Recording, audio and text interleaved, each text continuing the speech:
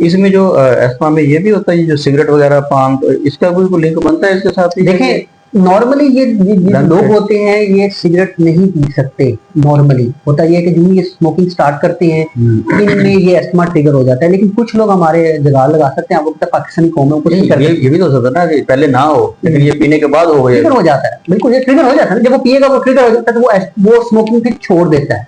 Usually ऐसा ही होता है। लेकिन कुछ लोग जो है दोनों चीजों को साथ लेके चल रहे होते हैं, इधर दवाई ले रहे होते हैं उधर स्मोकिंग कर रहे होते हैं, तो वो हमारे लिए ज्यादा खतरनाक लोग। इसकी मेन रीजन यानी सर जेनेटिक कह सकते हैं इसको, या जेनेटिक प्रेडिस्पोजिशन होना, यानी आपके खून में इसकी कुछ चीजों का मौजूद होना इस वजह से, और फिर वो एनवायरमेंटल फैक्टर, जिस एनवायरमेंटल हमने कभी एक एनवायरमेंटल फैक्टर की बात की है। आपके घरों में कॉकरोच का होना ये भी अस्थमा ट्रिगर करते हैं। आपके घरों में ये एक बड़ा इसका साइंटिफिक एविडेंस है कॉकरोच का होना। कॉकरोच की वजह से आपके घरों में कैट का होना अस्थमा ट्रिगर करता है। आपके घरों में पेट्स हैं, जो पिजन है, लव बर्ड्स हैं, पैरट्स हैं, ये अस्थमा ट्रिगर कर सकते हैं। ये कारपेट आपके जो है इसको ट्रिगर कर सकते हैं।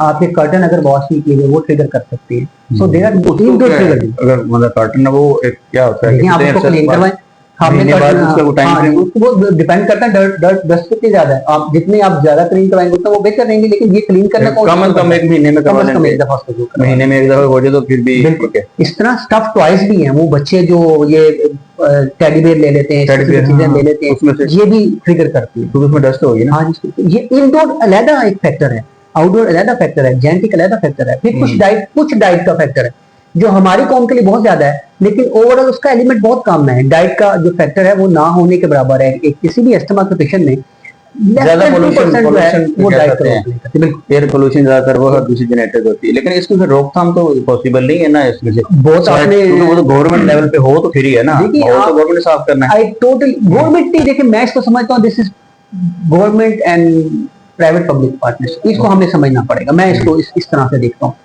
हम में से कितने लोग हैं जो ये कह सकते हैं कि अब हमने पिछले 10-15 साल तो हमें भी हो गए स्मोक को देखते हैं, हमने दरख्त लगाए।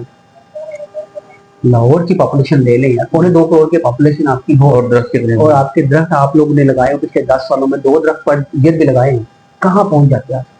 एक हमारा, मैं इसको बड़ा इंपॉर्टेंट हाल तो इसका फिर यही है ना कि प्लांटेशन हम भी होश करें और गवर्नमेंट को भी होश करवाएं।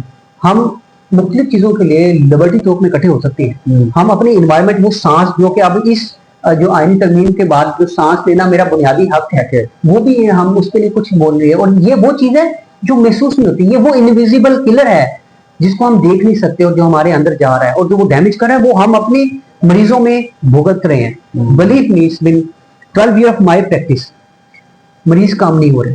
कितने डॉक्टर हम प्रोड्यूस कर रहे हैं, बेतहाशा पल्मोनोलॉजिस्ट हो गया। इस स्पेशलिटी को जब हम पीजी थे तो कहा जाता था ये सीजनल है। मैं तो थक गया हूँ, इतने पेशेंट हैं और उसमें मैं ये समझता हूँ कि काफी हद तक हमारे एनवायरनमेंट और बैड हैबिट का रोल। बैड हैबिट में क्या आ जाता है?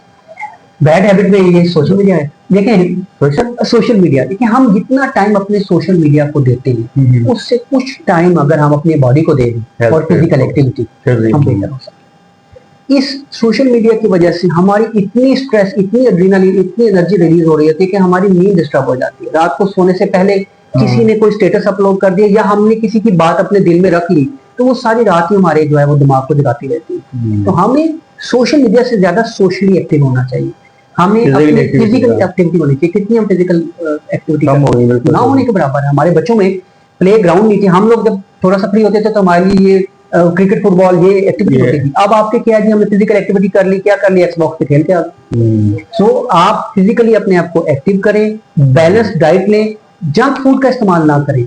ये जो केचप है, कोल्ड ड्रिंक्स हैं, ये चीजें भी ये वैसे जिस्म के जिस्मानी तौर पे ये नुकसानदेह है, लेकिन इसका अस्थमा के वगैरह सब तो कोई बिल्कुल कर सकते हैं। ये जितने जो प्रिजर्वेटिव्स हैं जूसेस में वो अपर एयरवे को ट्रिगर कर सकते हैं, हम ये समझते हैं। जो जिसमें सिट्रस है, खटास है, वो ये ट्रिगर कर सकती है। जो कितने कोल्ड है, कोल्ड एयर ट्रिगर कर सकती है। तो देखो ठीक। डॉक्टर साहब बताइएगा ट्रीटमेंट क्या है अस्थमा का, जो पेशेंट आते हैं इस एक ये बताइएगा कि डायग्नोज अर्ली उसकी क्या सिचुएशन है कि अगर एक आम आदमी है उसको नहीं भी सिम्टम मिसाल के तौर पे, लेकिन वो वैसे चाहता है कि मैं अपना एक टेस्ट करवा लूं ताकि मुझे पता चल जाए खुदा ना खास्ता मैं उस तरफ तो नहीं जा रहा, तो इस तरह का टेस्ट होता है इसमें? हाँ जी बिल्कुल, जैसे मैंने आपको बताया स्पायरोमेट्री जो कि अवेलेबल है, एक टेस्ट है, वो आपकी हेल्प कर सकता है और डॉक्टर को भी तो दिखाएगा ना तो जो टेस्ट अलोन, कभी भी टेस्ट पे मरीज को ट्रीट नहीं किया जाता।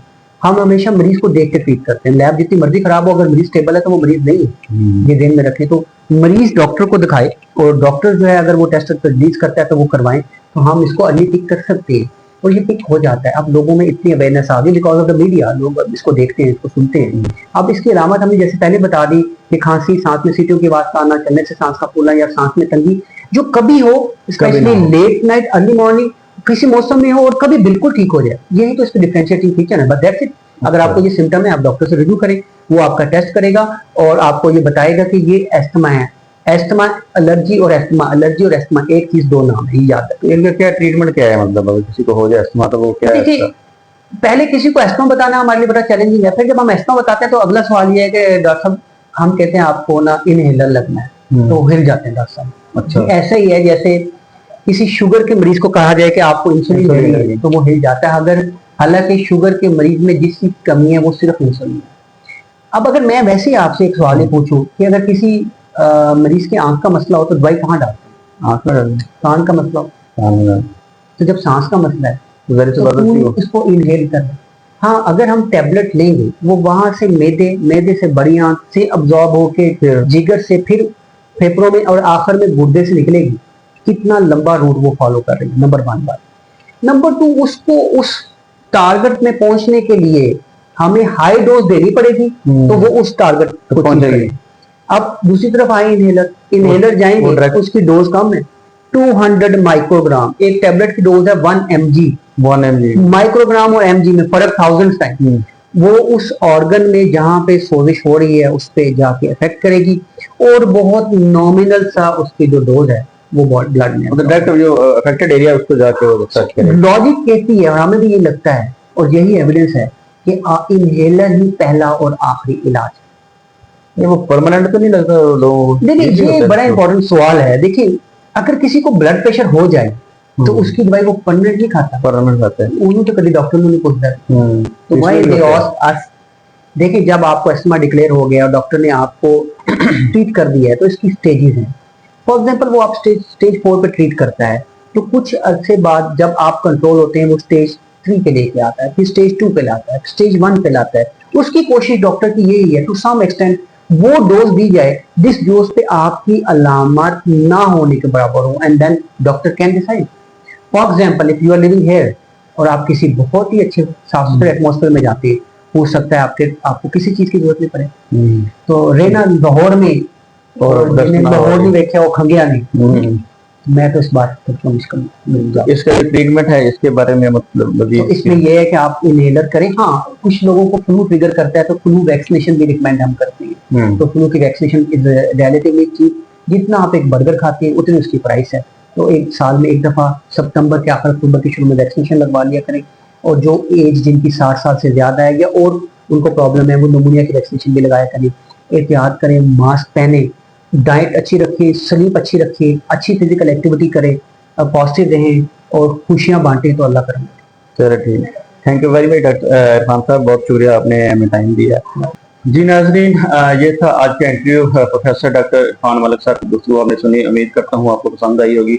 अस्थमा के हवाले से या पलवों के हवाले से कोई भी अगर आपके जहन में क्वेश्चन है तो आप पूछ सकते हैं, इसमें मैसेज कर सकते हैं इनबॉक्स में। नेक्स्ट इंटरव्यू तक अपने मेजबान इजहार अख्तर को इजाजत दीजिएगा। अल्लाह हाफिज। पाकिस्तान जिंदाबाद।